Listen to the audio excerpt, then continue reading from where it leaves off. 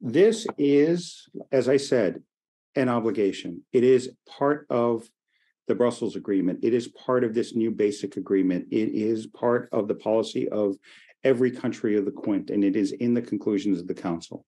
So that is a reality. That is an objective fact that is what is required of Kosovo for it to move forward on its European integration process.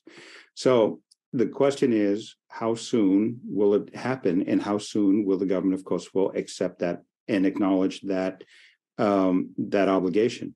Now, I'm confident that with this basic agreement, with the agreement that we have yesterday, there is an understanding from the Kosovo side that it has to be done. So I don't want to put deadlines and specifications on what is essentially an EU facilitated process and a domestic political process.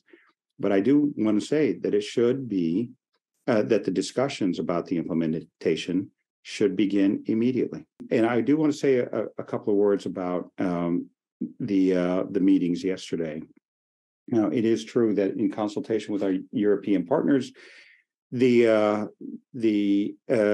governments of Serbia and Kosovo, the leaders of Serbia and Kosovo, agreed to move forward on an EU-produced proposal for normalization between the two parties.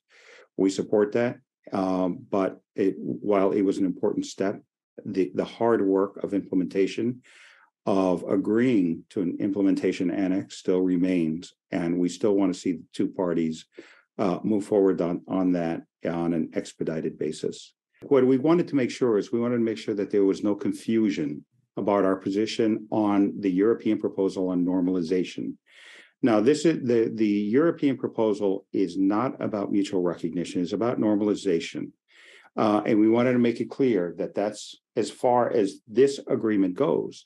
But just because we support this agreement at this particular time does not mean that we don't believe that in order for the region to be healthy and to finally and fully emerge from the events of the 90s, that we believe that all the countries of the region should recognize each other and have full and positive relations between each other.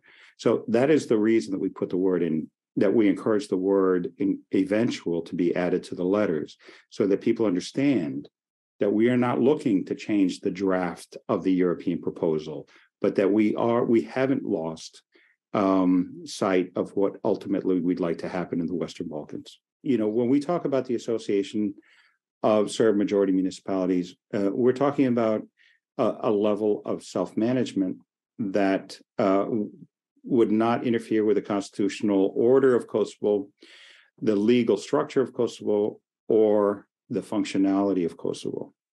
But we do want to make sure that those communities can join together and work together to find economies of scale on things that municipalities already do, and to do them for their community in Serbian language.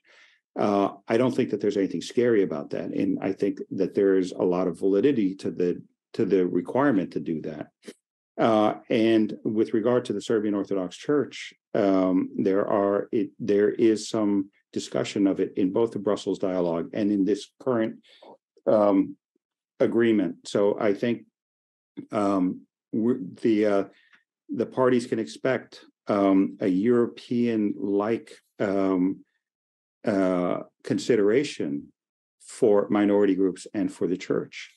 In terms of the continued engagement of the dialogue, I do foresee that the United States and the European Union will continue to be present in the region until such point as we get as the countries enter the European Union, at which point it won't be necessary.